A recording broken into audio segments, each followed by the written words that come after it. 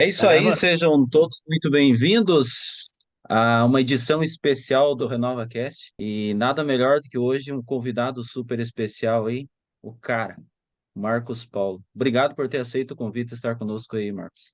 Bom Olha, dia. bom dia. Na verdade, Eu- o convite foi meu, né? Não foi seu, não. Tava então, eu procrastinando. tive a honra de ser. Aí eu falei, con- vai procrastinar não, vamos fazer isso primeiro junto pra você destravar logo. Tá. Eu tive a honra de ser convidada por ele. Eu sou professora e ele apoia muitos projetos com os alunos. E eu sou professora de língua portuguesa. E a Legal. gente tem um projetinho com os alunos lá de um podcast chamado Pod Nosso. Que da hora. Minha mãe é professora de português também, de letras, libras. Gente muito boa. Olha aí, ó, por isso que você tem sucesso. É, muito da hora. Minha mãe me ensinou muito. Sou muito grato. Ela também dá aula de libras, intérprete, letras libras. Olha que joia. Muito bom. E Legal. aí, E qual cidade vocês falam mesmo? Guamiranga, no Paraná. Ouviu Paraná. falar alguma vez? Nunca. Paraná eu conheço, já fui, né? Já fui em É? Curitiba, já fui em algumas cidades aí. Agora, Guamiramba, não. Não. Guamiranga é uma Guaniranga, cidadezinha no interior do Paraná. Ela tem 7 mil e pouquinhos habitantes. legal, conheço não. Fica quantos quilômetros da capital? Então dá 220 quilômetros. 2 horas e meia de carro. É. Sim. Sei que a nossa distância aí com você está em torno de uns 800 km, mais ou menos. 700 e pouco, 800. Boa, boa. Bora lá, bora quebrar o pau nesse Renova Cash aqui. Esse é o primeiro episódio ou Ah, não? esse, na verdade, teve alguns episódios que eu fiz de teste, mas ainda não fiz o lançamento oficial. O lançamento oficial vai ser contigo. Então bora. O que que é as perguntas aí que você tem pra nós? Então, eu tenho certeza que vai ser muito enriquecedor, né, esse bate-papo nosso aí. Eu que sou um mentorado teu, cheguei até você através do Pablo Marçal. Cheguei até o Pablo Marçal através da minha esposa, que já acompanhava, sabe? Legal. Mas assim, daí comecei com a ideia, o projeto do podcast e comecei a te acompanhar e foi me abrindo muito a cabeça, assim. E você como um cara assim que é doutor, né, em lançamentos, um cara empreendedor no digital, eu acho que principalmente para nossa cidade, que é uma cidade pequena, 80% hoje aqui do Guamiranga gira em torno da agricultura. Então é uma cidade onde é formada a maior parte pela agricultura. Eu acho que trazendo o digital para cá e trazendo uma pessoa como você para falar para nós, assim, incentivar como perder o medo e empreender no digital, porque as pessoas aqui ainda são mais assim com aquela mente mais antiga, sabe? Então eu acho que nesse momento o que caberia a nós perguntar para você assim, como perder o medo e empreender no digital? Legal. Boa. Vamos lá. Em relação a perder medo, né? Tem dois tipos de medo. Tem o medo emocional e tem o medo fisiológico, o medo biológico. O medo biológico ele é bom que ele te protege. Evita você de se machucar, de morrer.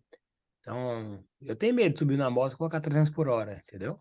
Isso vai evitar de Exato. acidente. Você sai, vai saltar de um paraquedas. Eu sou paraquedista, né? Eu tenho 30 saltos de paraquedas individual. E dá medo na hora que você vai saltar do avião. Então, você tem que se preparar. Você tem que fazer todas as conferências, ver se o paraquedas está ok, todos os cheques e tudo mais. Pra você não ter uma fatalidade. Então, o medo biológico, ele é bom porque ele te faz pensar duas vezes antes de algumas atitudes e ele te protege. Então, esse tipo de medo é bom. Sim. Esse tipo de medo não é ruim. O medo ruim é aquele medo que paralisa, que te evita você de avançar, evita de você de arriscar, tomar uma decisão, evita você de decepcionar as pessoas que te amam. Esse medo ele é ruim. Esse medo é emocional, tá? E esse medo emocional, ele nasce a partir de um conjunto de, se você até quiser anotar aí, quem estiver nos ouvindo, um mapa de mundo que você tem. De acordo com o seu mapa de mundo, que são suas experiências, tem coisa que vai te dar medo e tem coisas que não vai te dar medo.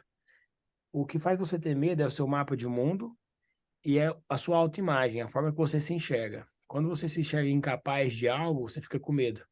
Por exemplo, as pessoas têm medo de assumir uma parcela de R$ 10.000. Por quê? Porque na autoimagem dela, ela se vê incapaz de produzir R$ 10.000 por mês. Então, a incapacidade dela gera medo. Então, como é que a gente cura esse medo?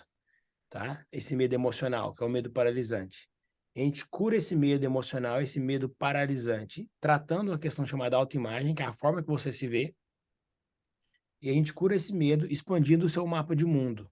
expandindo as suas experiências, os seus fatos, o seu conhecimento, expandindo as suas histórias, as suas viagens. Eu sou de Goiânia, que é a capital de Goiás. Não é uma cidade pequena como a sua, tem 1,5 milhão de habitantes, é grande. Só É que, grande. para quem é de Goiânia, quando vem a primeira vez para São Paulo, fica com medo. Por quê? Porque a gente assusta, fala, olha o tamanho dessas avenidas, olha o tamanho desse viaduto, Deus me livre. Olha o trânsito que é aqui, que loucura, não vou dar conta nem de dirigir aqui. O trânsito aqui é muito mais caótico que na minha cidade. Aqui é cheio de enchente, aqui em São Paulo é cheio de enchente, aqui é cheio de bandido. Por quê? Porque a imagem que você tem de São Paulo é a imagem do balanço geral, que você vê na televisão lá Sim, de Goiânia. Então, isso tudo vai formando o seu conjunto de crenças. Então, como é que a gente vence o medo? Essas duas coisas. O conjunto de crenças, que é o mapa de mundo que você tem, que são as experiências que você teve, tá? Por exemplo, se seu pai faliu, por exemplo, alguma pessoa que está nos ouvindo, o pai faliu, ele vai ter medo de empreender, porque o pai faliu, ele passou dificuldade, brigou com a mãe, ele viu o pai brigando com a mãe, aí passou dificuldade em casa, teve pouco que comer, não sei o quê, e na cabeça dele é empreender igual falência, falência igual meu pai brigar com a minha mãe, e aí vira essa crença enraizada dentro do cérebro dele. Então, as duas formas de a gente vencer essa questão do medo é a autoimagem e esse mapa de mundo, esse conjunto de crenças. E as duas formas, esses dois pontos, a gente trata de uma maneira só, que é aumentar o depósito de confiança. Então, como é que eu venço o meu medo? Aumentando o meu depósito de confiança. Imagina que eu tenho uma conta bancária que chama confiança. E essa conta bancária eu tenho que depositar nela todo mês, ou todo dia.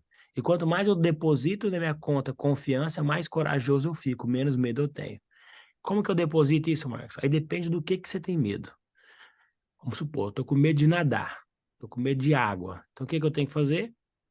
Eu tenho que entrar na água com alguém que é qualificado do meu lado, ou sozinho no lugar que dá pé, que eu não vou me afogar e vou nadar 5 metros. Quando eu nadar 5 metros, eu depositei 5 metros na minha conta. 5 metros eu não tenho medo mais. Na próxima eu consigo nadar 10 metros. Aí eu nado 10 metros eu não tenho medo mais. Aí volto, vou pra casa, descanso, semana que vem eu volto, nado 15 metros. 15 metros eu não tenho medo mais. Aí eu fui, nadei 100 metros, 100 metros eu não tenho medo mais. Aí eu fui, nadei 120, 120 eu não tenho medo mais. É progressivo esse depósito. Aí eu fui, nadei meia hora eu não tenho medo mais. Aí eu fui pra uma represa, atravessei uma represa de 300 metros eu não tenho medo mais. Daqui 6 meses eu zerei meu medo de natação. Se eu tive desenvolvimento nessa área. Então eu tenho que ir depositando. É igual a parcela que eu dei o exemplo inicial. Hoje, sim. praticamente qualquer pessoa tem coragem de assumir uma parcela de R$ 50, mas de 50 mil não, porque a renda dela é pequena. Então, se ela deposita confiança e faz uma renda de 1.000, opa, tem coragem de pagar uma parcela de 200. Aí tem uma renda de 10 mil, tem coragem de pagar uma parcela de 2 mil. Uma parcela, um investimento, o que seja.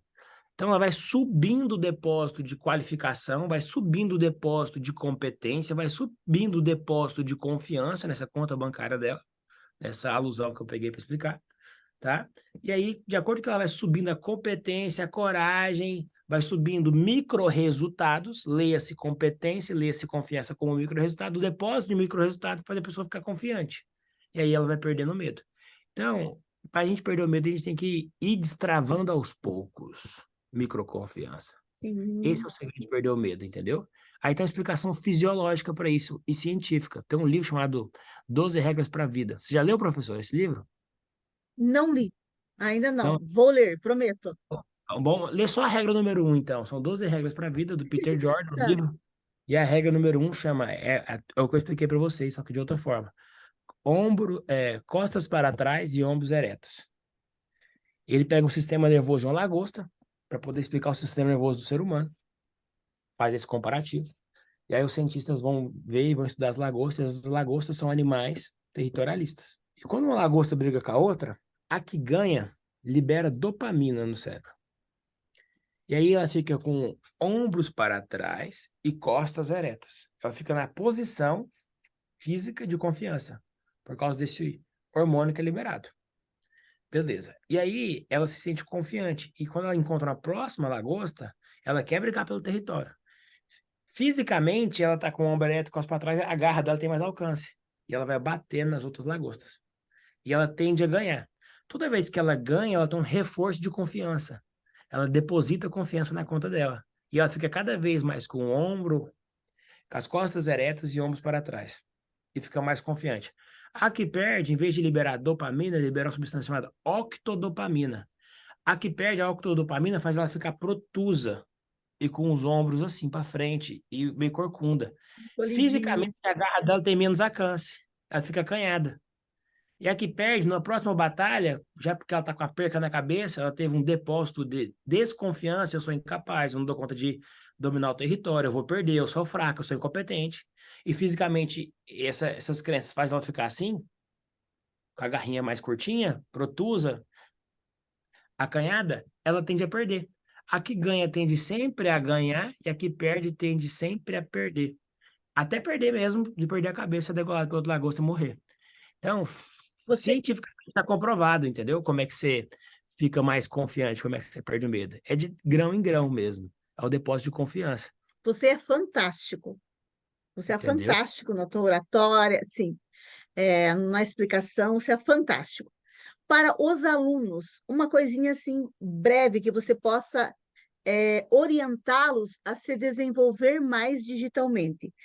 O Cleverson me acompanha muito e nós temos uma barreira, inclusive, entre os professores. Eles acham o digital ainda uma influência maligna dos zodíacos. É um conselho que você poderia dar. Ah, o digital para mim ele é igual um revólver, uma arma. Na mão do bandido vai causar atrocidade, terrorismo, acidente, morte. E na mão da polícia ou na mão de um segurança vai causar paz, vai causar equilíbrio, vai deixar aquele lugar mais confortável.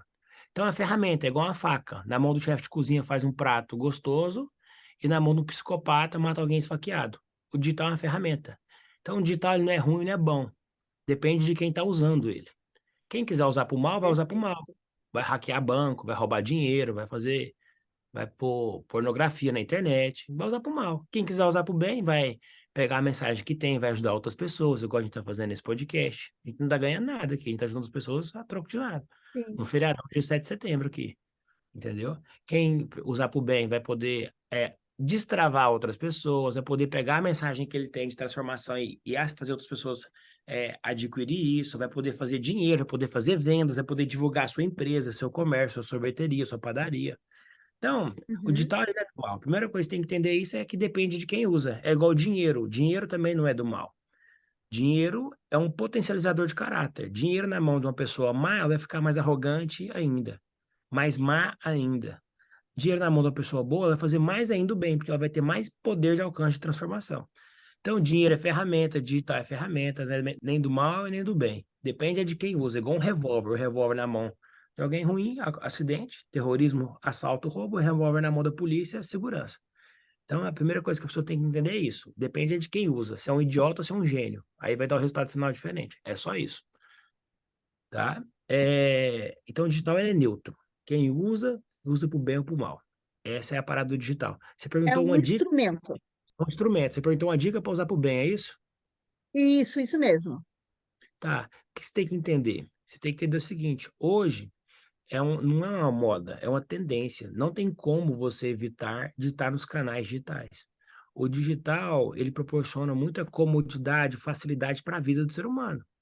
Se- Hoje, se um parente seu te mandou uma mensagem no WhatsApp, você lê instantaneamente. Se fosse 80 anos atrás, tinha que esperar 3 meses chegar uma carta na sua casa. Então, é Verdade. irreversível esse processo. Ninguém vai voltar para trás. É irreversível o digital não existir. Então, não é uma questão mais de aceitação, é uma questão de adaptação. Não tem mais o que aceitar, ele não volta mais. Então, o primeiro ponto que a pessoa tem que entender é esse. Aí, o segundo ponto é, dentro do seu negócio, dentro da sua rotina, dentro da sua vida, ou dentro daquilo que você quer fazer, o digital já está. Agora, você tem que identificar os pontos dentro da sua rotina, da sua vida, do seu comércio, aonde o digital já está, ele já existe, mas que você pode usar ao seu favor para você vender mais, para você melhorar o seu atendimento, para você comunicar mais com as pessoas. Então, assim, a sacada é, aqui vai vir centenas, milhares de pessoas, beleza. Mas cada um vai ter uma necessidade diferente do digital. Então, quem é um dono de colégio que está ouvindo tem uma necessidade. O dono da sorveteria tem outra. O dono da pizzaria tem outra. O dono de uma indústria tem outra. A galera do agro tem outra. Usa para drone, rastrear a lavoura, fazer pluviometria, ver quanto que vai chover, quanto que não vai, qual agrotóxico que joga, o que não joga para corrigir o solo. A tecnologia digital está nisso para ele. O dono da escola é um atendimento. Os alunos não pegar fila. Então, para cada um vai ter uma necessidade diferente. Então, o que que é a melhor coisa de todos? É olhar de acordo com o contexto pessoal de cada um e achar um ponto de alavancagem, um ponto de melhoria. E a partir desse ponto de melhoria individual, que cada um vai ter o seu, porque são negócios Uhum. diferentes, são pessoas diferentes, atacar isso aí. Sim. É, outra coisa que eu assisti em uma das suas entrevistas, você se preocupa muito com o pessoal, além do financeiro, né? Eu vi você falando sobre casamento. Eu achei muito bonita a sua fala. Como que uma pessoa consegue aliar, né, o sucesso profissional ao pessoal? Legal, boa. Tá, sobre isso aí, o que que todo mundo tem que entender? O profissional a gente chama de CNPJ, né? Que é a pessoa jurídica. Sim, E o pessoal é verdade. CPF. Todo mundo tem um CPF, mas nem todo mundo ainda tem CNPJ. O CPF, ele vem antes do CNPJ. CPF, quando você nasce, sua mãe te leva lá no cartório, te registra, faz certidão de nascimento, RG e CPF, já tem seu CPF. Seu CNPJ, você tem que abrir quando você for maior de idade, 18 anos. Ou se você for emancipado, você pode fazer com 16, mas você só pode fazer o CNPJ depois da maioridade penal, cívica e responsabilidades como um todo. Então, assim como é na vida, né, é nos negócios. O CPF vem sempre antes do CNPJ. Então, não quebra um CNPJ, quebra um CPF. Se a pessoa faliu, não foi a pessoa que faliu. Ou não foi o negócio que faliu, foi a pessoa que faliu. Então, mais importante que qualquer CNPJ é o CPF, porque CNPJ você pode trocar, você pode mudar, pode fazer várias coisas. A inteligência pessoal, social, comunicação e emocional, ela precede qualquer negócio, porque negócios são formados por pessoas. Um CNPJ é igual o CPF do dono vezes o CPF dos funcionários. Então, se eu quero crescer o meu CNPJ e fazer ele ficar forte, eu tenho que deixar o CPF do dono forte e o CPF dos funcionários forte. Então, por isso que o pessoal vem muito antes do profissional. Então, não é uma questão só de conciliar, não. É uma questão de ser precedente. Antes do CNPJ, assim, tem que estar sempre olhando para o meu pessoal. Porque se meu pessoal estiver mal, o meu CNPJ vai estar mal. Se em casa, casamento estiver mal, o CNPJ vai se dar mal. Se você tiver gordo, barrigudo, sem saúde, não tem como você trabalhar. Seu CNPJ vai dar mal também. Então, não é questão de conciliação, mas é questão de prioridade. O CPF ele é prioritário em relação a qualquer CNPJ, entendeu? A palavra certa nem seria conciliar, seria priorizar, tá? E aquilo que eu não tenho no meu negócio ainda é porque eu não desenvolvi como pessoa ainda. Aquilo que eu não consegui atingir no meu CNPJ é porque eu não desenvolvi no meu CPF, no meu ou do meu time. Então, eu priorizo os CPFs e tenho o CNPJ como consequência. Esse seria o caminho para você poder alavancar o seu negócio, tá? Sim. Marcos, você como né, um doutor em lançamentos, assim, mestre no digital, o que te levou a você a ir por esse caminho, a ir para o digital? Eu acompanhei um pouco da tua história e você foi já vendedor de feira, foi corretor de imóveis, mas assim, o que te levou mesmo a ir para o digital e a empreender e a ter essa visão e abrir realmente a mente para esse mercado que hoje é tão amplo? Cara, foi o seguinte, eu era corretor de imóveis e pesquisando como vender mais imóveis na internet, eu descobri tráfego pago, que é anunciar pela internet. E aí, a partir disso, comecei a me dedicar em tráfego pago e eu descobri lançamentos. E eu descobri duas palavrinhas que mudou minha vida, que chama escala e margem. O que é isso?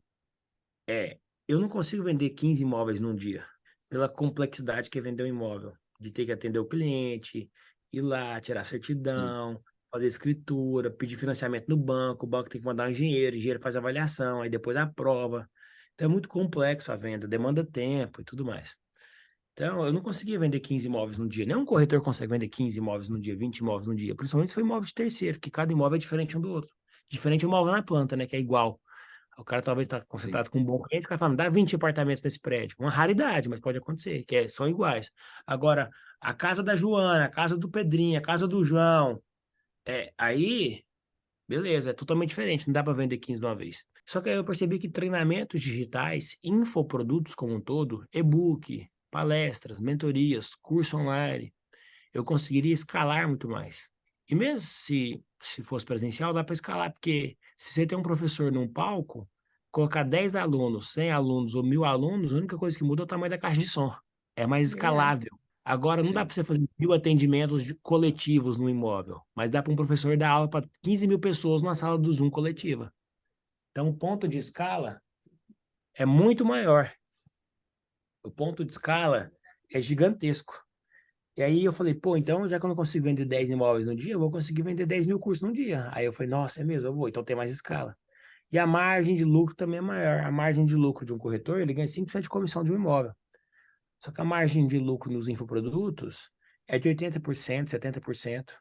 Então, se você vende R$ 1 milhão, 80%, 800 mil é lucro. Então, o lucro é muito gigante. Aí eu falei, pô, achei a fórmula da riqueza, escala e margem.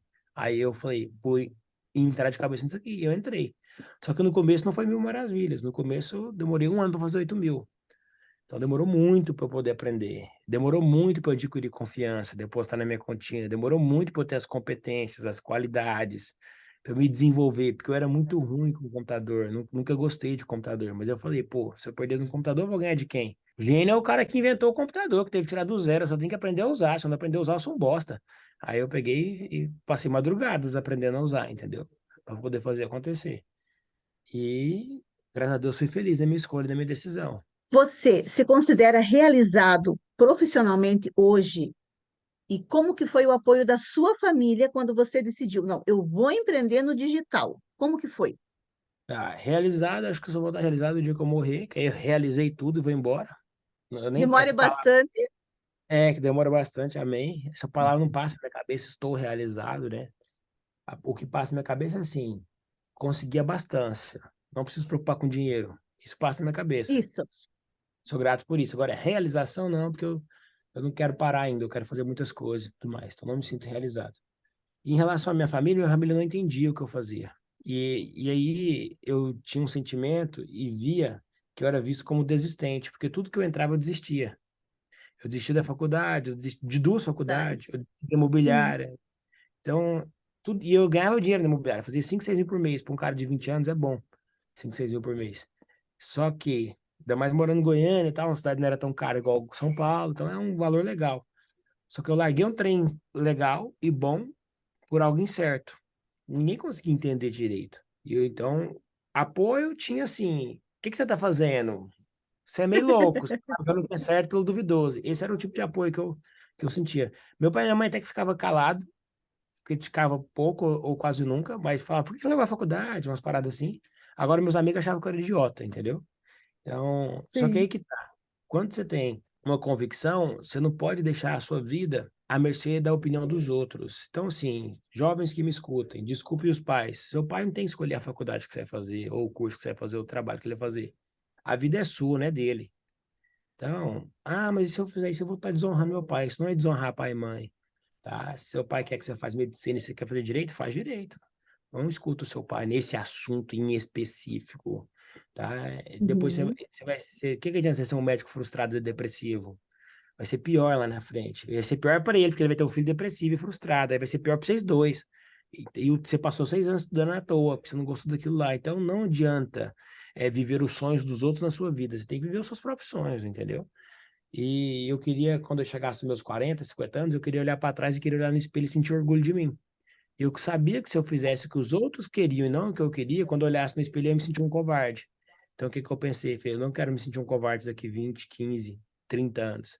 Eu quero olhar no espelho e por mais que eu talvez não tenha um resultado bom quanto eu deseje, ou eu não tenho um resultado pior do que eu tenho hoje, eu só quero falar assim, pô, eu me orgulho de ter seguido aquilo que eu acredito. Que acho que a pior coisa de todas não é ter o resultado, mas é se sentir um covarde. Então eu nunca quero me sentir um covarde. E também não quero ser aquele corajoso morto. Ah, eu sou corajoso, vai, pega, sobe na moto. Não tô falando de ser o corajoso que entra no mar, atravessa esse mar no braço. Não, não tô falando de insanidade. Sim.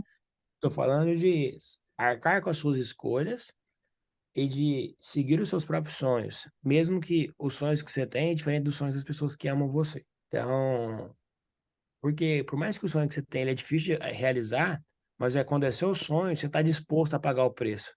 E por mais Pagar o que outro preço. é mais fácil de fazer, quando não que você tem tesão, você não vai acordar animado para poder fazer. Então vai ficar mais difícil ainda, vai Uhum. ser mais difícil de realizar. Então, isso. Será que eu vou me ver como um covarde ou vou orgulhar das minhas decisões no futuro, próximo?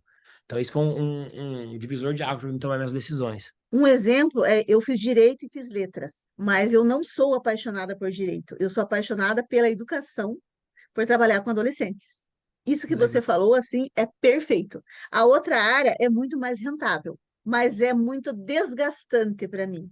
É exatamente o que você falou. E é isso aí, Nossa, não vale a muito pena, é bom. desgastante, né? E você fez direito porque sua família Isso. queria ou porque você queria? Então, acho que a minha família queria, sabe aquilo que você acha assim, não, eu também quero.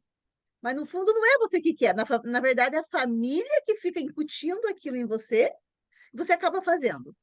Mas Sim. eu amo trabalhar com crianças, adolescentes, jovens, eles têm muita vida. Eles me passam aquilo. E quando eu trabalho no processo, me desgasta, eu saio frustrada, cansada. Diferente de quando eu trabalho na escola, que é uma escola pública, com pouquíssimos recursos, né, Sim. Cleverson, de uma cidadezinha pequena, mas que eu gosto muito de trabalhar. Perfeita a E, tua colocação. exato, e o que vale é isso, no final do dia a gente fazer o que gosta e se sentir bem, porque a vida é só uma, vai passar a vida inteira fazendo aquilo que eu odeio, não tem sentido nenhum. Não, né? É verdade. Marcos, eu tô do lado de uma expert, né? Ah, imagine. Ela tem dificuldade, tipo, eu estava comentando um pouco antes da gente entrar e conversar, o que que ela pode fazer sendo professora. E você pode dar uma dica para ela, né? De repente a gente pode lançar alguma coisa. Ela tendo já sendo professora é uma expert já, né? Total, vamos lá, vamos falar das possibilidades disso aí, e aí depois você solta a última pergunta que eu tenho reuniões aqui para entrar, tá? Foi um prazer estar com vocês aí. Ó, o que que você pode fazer?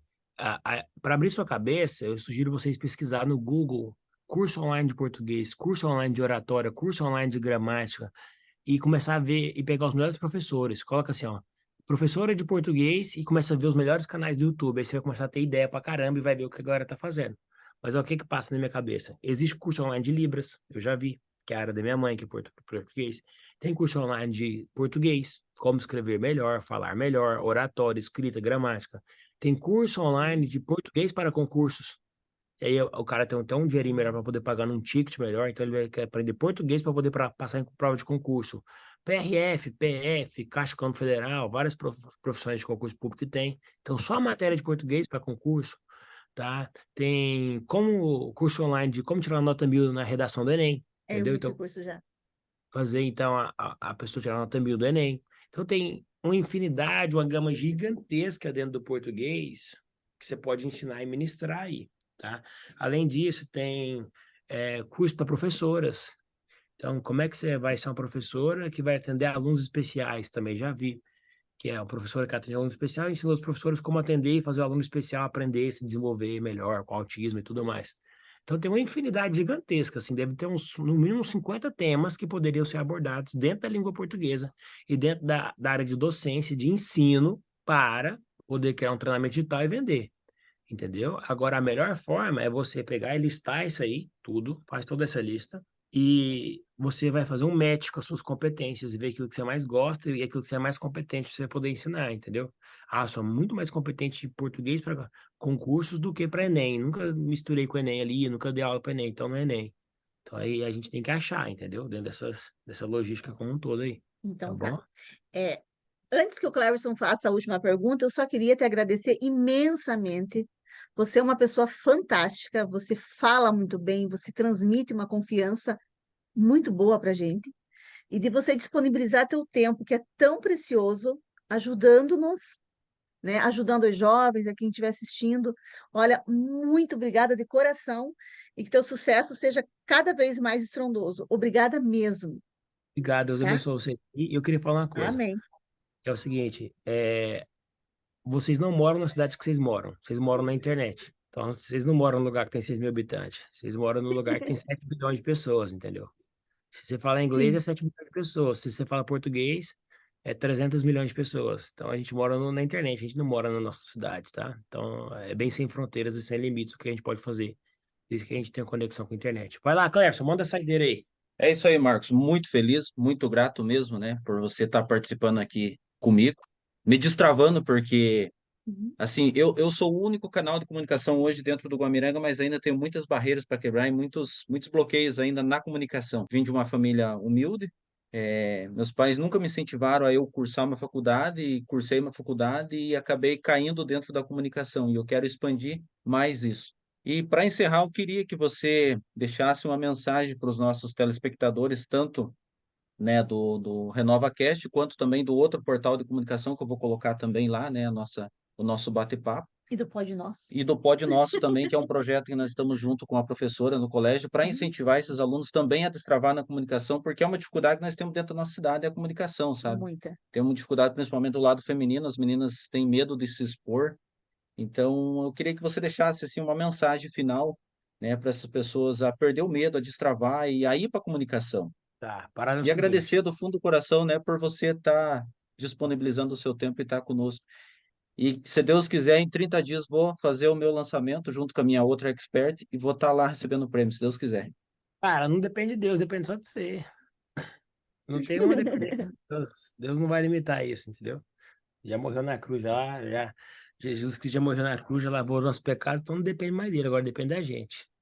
Não põe a culpa nele, não, põe a culpa em você. Se eu quiser, eu vou estar lá. Não é Deus, não. Sabe? Então tá, então se eu quiser, vou estar lá. Não, se eu quiser, não, eu quero e eu vou estar lá. Então pronto, então já era. Só se você morrer antes daqui pra lá. Se Deus... Agora sim, se Deus quiser que você não morra, o resto depende só de você, entendeu? Só ele não chamar a sua senha aí, nem a sua nem a minha, para nós estar lá nós dois. Agora, em relação à mensagem final, que eu quero que vocês entendam. De onde você veio, de onde você saiu, não importa. O que importa é para onde você está indo. Fase não é fim. Então, várias pessoas que estão no topo da comunicação, que estão no topo do empreendedorismo, que estão no topo dos negócios, que estão no topo da televisão, que estão no topo da rádio, que estão no topo da música, saíram de um lugar pior, bem pior do que todos vocês que estão me ouvindo aqui.